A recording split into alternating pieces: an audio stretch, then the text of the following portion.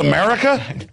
I know, support the guy who I want to vote for. You know, he's only like one of the most major political candidates going right now. I mean, who am I to T-shirt with the guy who I support, you know? And he does represent Texas. That's our state rep here. It's true. I mean, what was I thinking? And I'm glad. He's our congressional representative for Texas. Glad that man showed up and put his arm around me. And well, you've seen Jacobson. I'm going to apologize even having you here. Listen, I think that guy was right. Get out of here. All right. I'll... Yeah, just get out of here. Yeah, don't show that around here. Well, we're going back down there tomorrow. And how about Ron Paul supporters, First Amendment supporters, constitutionalists show up en masse tomorrow, 3 o'clock tomorrow, down there, and just say, look, this isn't Mao Zedong's party. This isn't Pol Pot's party. This isn't Alois Hitler's party. This is America's party, and we're going to talk about real issues. What about Che Guevara? He would tell Rob to get out of there. Now, let's go ahead and finish up with this big stack of news here. Oh, yeah, let's get into the big news. You know, I happen to have Kurt Haskell on today, and he broke the fact that he's going to civilly sue now because the feds admittedly got this guy on the airplane. You know, he's pled guilty a day after he said, 2 days after he said he would call Kurt Haskell as his only witness. Well, now Mutalib clearly, as Kurt said a few nights ago here on InfoWars Nightly News on Monday night. That was Monday night he was on, right? Yeah, it was Monday night Kurt was here.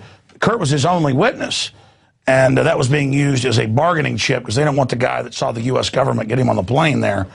So that was the quickest way to get this guy a lenient sentence and whatever weird chicanery was going on there. So big breaking news here at Infowars.com.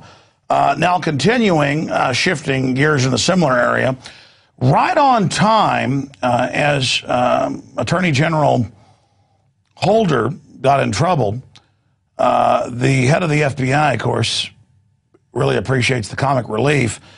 Holder tries misdirection. And he's saying, in fact, put that graphic back up. That's worth 10,000 words. Those just a few words there. He says the Iranians are in league with the cartel, not us. And, of course, the head of the FBI says, good one, because we predicted they'd stage some chicanery. It's announced 2 days ago that there's going to be subpoenas, which were issued today, for Holder, who's been caught in emails lying about not knowing about Fast and Furious. Part of a long history of absconding with the truth and engaging in perjury to Congress and to federal courts, Oklahoma City, Mark Rich pardons, you name it.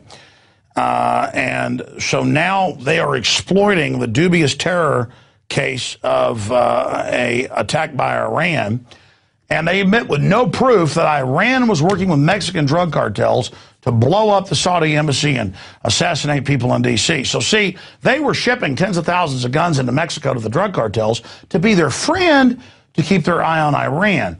So it's okay that Holder did that and then, of course, tried to use it to ban the Second Amendment in America. He's fighting al-Qaeda. He's fighting Iran. He's fighting jihadis. And Obama's giving Libya to al-Qaeda, but that's okay. The point is they've done this to keep us all safe. And Kurt Nemo writes about it. Will U.S. exploit dubious terror case on Iran attack? And the answer is yes. Here's another headline, Kurt Nemo. U.S., Iran plotted with Mexican drug cartel to assassinate Saudi ambassador. And they admit in the article there's no proof of that, but hey, it's a good story. So see now, Holder's fighting Mexican cartels. He's not giving them the guns and shipping the cocaine in that's come out in federal court. And again, Mueller says, good one. I mean, there's nothing these American people won't believe. Keep them in the dark and feed them, you know what, like mushrooms. But it's also come out that people are being put on enemies list. Came out in the news 2 years ago. I'm on the Obama enemies list.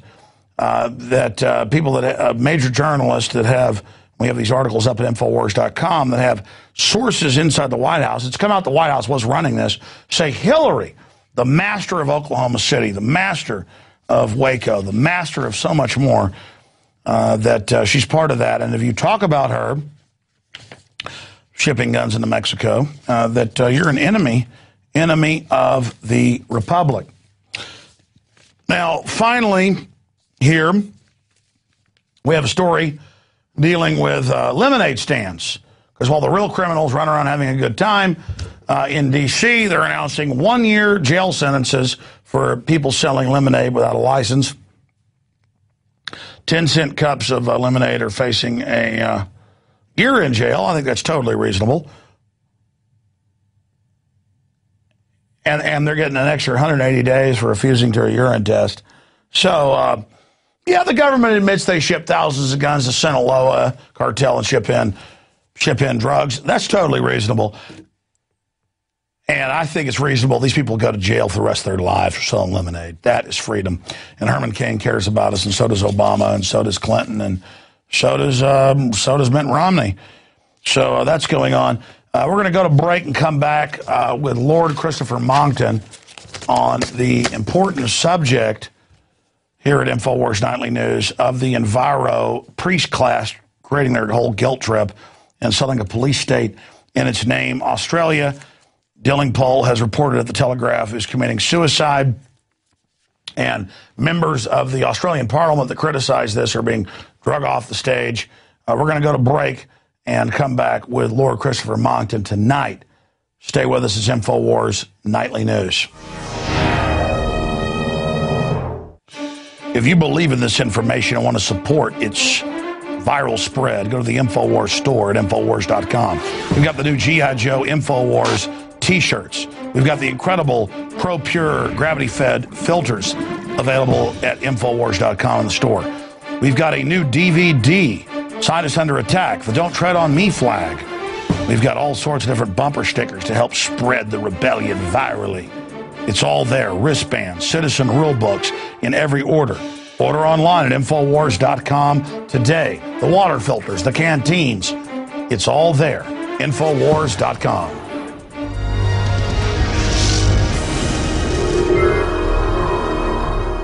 It is InfoWars Nightly News, the second segment tonight on this Wednesday, October 12th, 2011 transmission.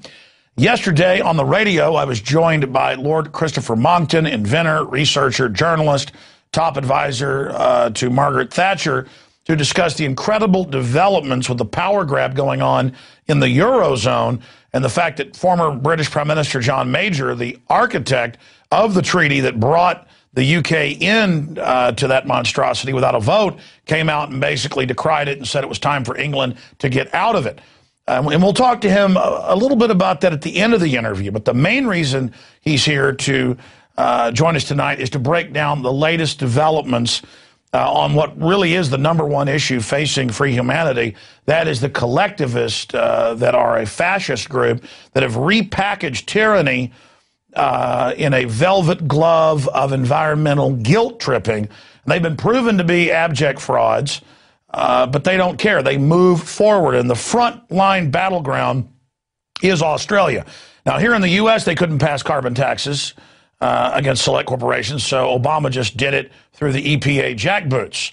But that's being fought back. But in Australia, they already put in carbon taxes a few years ago with devastating effect, taking land off use, taxes on cattle and sheep farmers. It's really enraged the Aussies. I've seen polls of 70 to 90% in that range.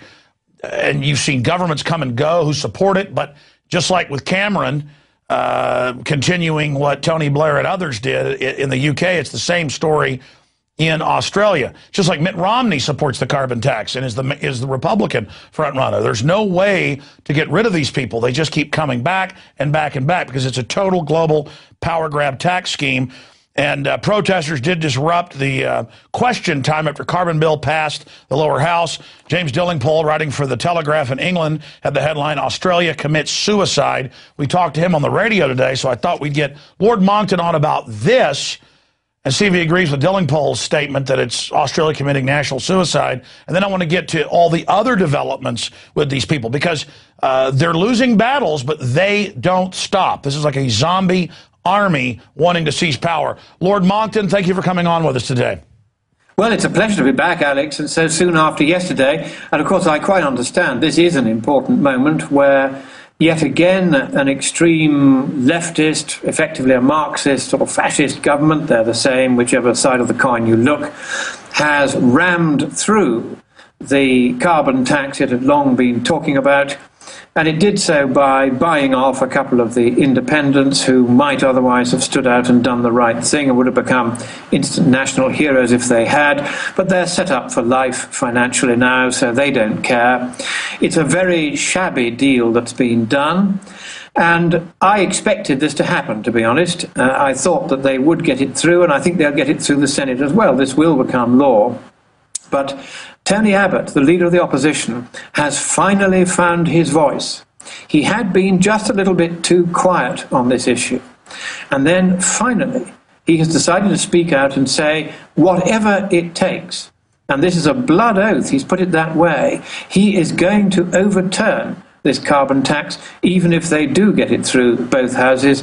So this is going to be, if you like, a temporary suicide, and the patient will be revived as soon as this ghastly government that they've got now is thrown out. So I think there are, in fact, signs of hope in all this, because what has happened in Australia is there has been a real debate. By the way, I should interrupt you here. Skeptics have won that debate, and the Australian government is now already a lame duck government. It can shove all the things through that it wants while it's still got the majority.